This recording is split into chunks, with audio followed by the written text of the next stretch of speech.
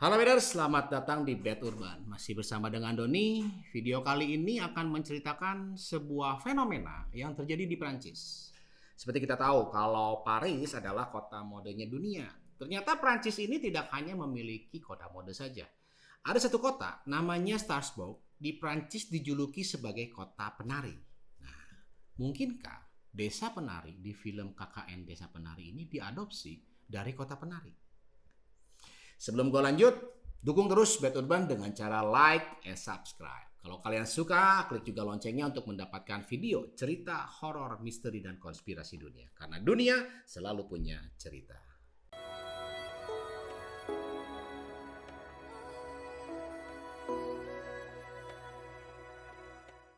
Beders, kota Paris, Prancis memiliki daya tarik fashion mode. Seakan fashion mengacu kepada kota ini. Nah, selain Paris, Prancis juga memiliki kota lain yang sama menariknya. Namun menariknya bukan karena fashionnya. Tapi kota ini menarik karena suatu waktu kota ini menjadi perhatian dunia. Karena epidemi terjadi di sana. Tapi tunggu dulu. Bukan masalah COVID yang baru saja melanda dunia. Namun jauh sebelum ini, ada sebuah penyakit yang menjadi epidemi di kota tersebut. Nama kota tersebut adalah kota Strasbourg. Kota ini terletak di perbatasan Jerman dan Prancis Timur, dan sempat kota ini menjadi rebutan antara Jerman dan Prancis. Namun setelah Perang Dunia Kedua, akhirnya Strasbourg menjadi milik Prancis. Tapi gue nggak akan bahas mengenai kota ini secara mendalam, bisa jadi video sejarah nantinya. Nah, diceritakan suatu kali pada abad ke-15, tepatnya tahun 1518, pernah terjadi sebuah wabah penyakit yang cukup menggemparkan. Tidak sedikit warga lokal pun yang meninggal. Waktu itu, sebuah bintang terlihat melintas di langit. Biasanya kalau hal itu terjadi, orang-orang yang mungkin juga sampai saat ini untuk akan langsung berdoa dan make a wish.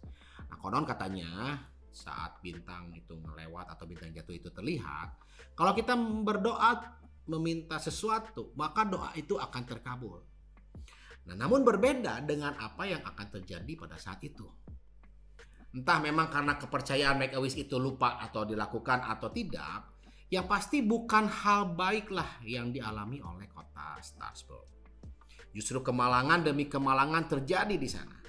Dari sawah-sawah yang kebanjiran, udara ekstrim yang cukup berubah drastis, sebentar sangat dingin, sebentar sangat panas. Sampai akhirnya yang memperparah keadaan adalah terjadi kelaparan hebat di kota Strasbourg. Pada musim panas yang terik di Juli tahun 1518, seorang perempuan bernama Frau Trophy berjalan ke alun-alun kota tersebut. Nah, wanita ini berjalan sambil menari. Awalnya orang-orang mengira mungkin dia sedang berbahagia, bahkan terlampau berbahagia karena cuaca pada waktu itu cukup amat sangat panas teriknya gitu. Nah, bisa dipastikan dia akan bermandikan keringat. Tapi ya yang namanya sebuah euforia terkadang gak masuk akal. Namun setelah beberapa jam bahkan beberapa hari, wanita ini tidak menghentikan aksinya. Wanita ini tetap menari. Dia menari tanpa ada musik yang terdengar. Namun bisa saja musik tersebut hanya terdengar oleh dirinya sendiri. Karena dia tidak menggunakan earset atau headphone sekalipun. Jadi betul-betul tidak ada musik tapi dia menari terus-menerus. Kok bisa ya? Dikatakan setelah akhirnya seminggu berlalu, wanita ini tetap menari tiada henti. Saat ditanya dan diminta berhenti, Frau Trophy menjawab, "Aku tidak bisa berhenti. Seakan-akan tubuhku bergerak sendiri." Bahkan dikatakan dia itu tidak sempat makan dan minum. Berhenti hanya sesekali saja karena kelelahan dan tidak berapa lama kemudian dia akan menari lagi. Dan parahnya, lebih parahnya lagi nih, tindakannya ini menular kepada orang-orang di sekitar. Dilaporkan ada ratusan orang yang mengikutinya. Mereka melakukan hal yang sama, menari tanpa henti, tanpa makan, tanpa minum. Dan banyak dari mereka pun ada yang meninggal karena dehidrasi dan luka di pergelangan kakinya. Sesuatu menguasai pikiran mereka, membuat mereka tidak sadar untuk terus menari dan terus menari sampai dengan mati. Keadaan ini menjadi sebuah wabah atau epidemi di kota Strasbourg dan menimbulkan kekacauan saat itu. Pria, wanita, anak-anak, lanjut usia, semua terserang, tidak ada yang terkecuali. Chaos ini membuat Dewan Kota cukup khawatir. Ada yang mengaitkan wabah ini dengan sebuah kutukan. Beberapa di antara mereka ada yang dibawa ke Saint Vitus Cathedral untuk diberikan salib kecil dan sepatu merah. Sepatu merah. Mungkin mereka dibawa ke sana ini berkaitan dengan asal-usul Saint Vitus itu. Tapi nggak akan gua bahas di video kali ini. Mungkin akan gua bahas di video yang lain. Gitu. Nah, namun usaha yang mereka lakukan membawa orang-orang ke Saint Vitus Cathedral diberikan salib dan sepatu merah ini tidak berhasil. Semakin banyak orang yang terinfeksi virus ini. Ada yang berspekulasi mengatakan kalau kejadian yang menyerang orang-orang ini adalah sebuah penyakit psikogenik massal atau psychogenic illness. Penyakit ini muncul karena keadaan politik yang memanas kala itu. Bisa juga disebabkan oleh situasi yang sedang tidak menentu. Seperti tadi gue bilang di awal. Bahwa waktu itu cuacanya cukup ekstrim. Bencana melanda kota Strasbourg. Sawah kebanjiran.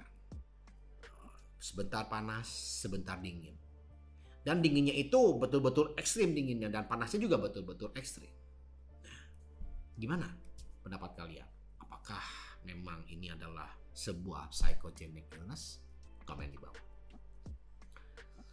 Nah, dari ilmu atau dari sisi kedokterannya ini ada yang berspekulasi. Kalau hal ini disebabkan oleh keracunan LSD yang didapat dari ergot. Ergot itu adalah jamur pada batang gandum. Nah, LSD ini dipercaya bisa membuat orang berhalusinasi. Halusinasi. Menari karena halusinasi. Gimana menurut kalian? Komen di bawah. Kayaknya nggak nyambung kalau buat gue. Tapi nggak tahu juga sih. Orang yang pernah mencoba LSD inilah yang harusnya bisa menjawab. Terlepas dari spekulasi-spekulasi yang ada, kejadian ini memicu beberapa seniman untuk berkarya.